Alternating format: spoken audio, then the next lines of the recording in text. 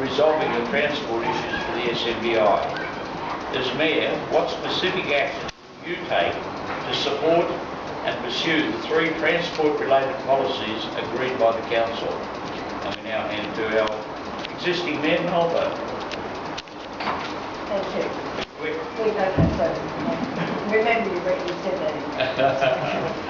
What have I done to demonstrate my commitment to resolving the transport issue? Well, I've been an absolute pain in the butt to ministers in the government, and my last meeting with Minister Palaszczuk just before the election was to say I'm extremely disappointed that I'm sitting here today after having seen you last October when you said that you would come back to me within 6 weeks with where you're at, but I'm sitting here in February and you're still giving me the same answer.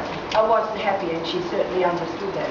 And we had been made a promise by Rachel and Ollie that they would have completed their studies.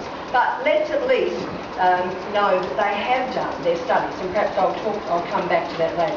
So I have been at the Minister for Transport, writing, reading and visiting her on the phone, pestering her. I've also had meetings with Peter Strachan, who was the CEO of Translink in 2009. When he came out to us, the first thing we said to him, why aren't we in Translink? And he said, that's the question I asked. And his statement was, if the formula doesn't work, change the formula. And I hope that's what they're doing, so that they can get the integration of Translink at reasonable and much cheaper cost than what's there. Council has done, we have been committed to understanding the transport needs of the island. The Social Data Survey was the largest survey ever undertaken by a local government in relation to transport movement. And that's a wealth of information that will be able to be used for a long time to come. Their social and economic study made a big difference to the outcomes of the planning.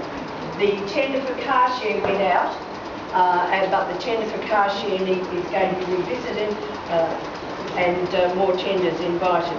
Car park improvements, we've done the Miser Street and Barge Street, and we're now cleaning up the cenotaph. Yet to go in is the CCTV and the lighting.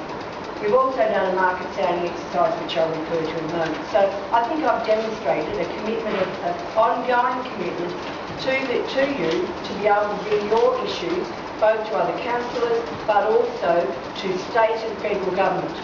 And we did that. We brought the senators over here so that we could get better access to funding from the federal government.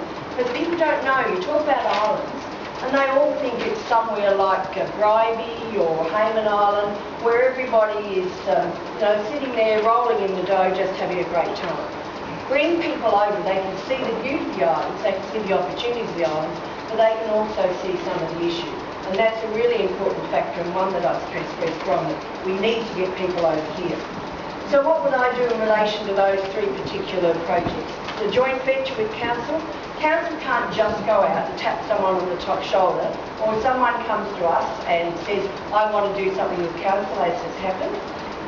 Under the Act, we're not able to do that. So we were approached by a private sector operator, and with some ideas. We then decided, well, we need to look at who's out there, what are the ideas that people might have, what do they want? What do they want Council to give them? What do they want the community? What are they prepared to give the community? We did that market sounding, and the results of that is coming to Council. We'll come to the new term of Council, because Council has to get some idea of what's the private operator offering. Are there permits required? Because as you know, when you're in a marine environment, you've got a permit for this and a permit for that from different government departments. So and can take a long time. For us to get a dredging permit, we allow 2 to 3 years to get a dredging permit. So we need to understand what the private operator might be doing. And we're doing that, and that market sounding comes back to Council. Anything that involves permits, as I said, will take a long time.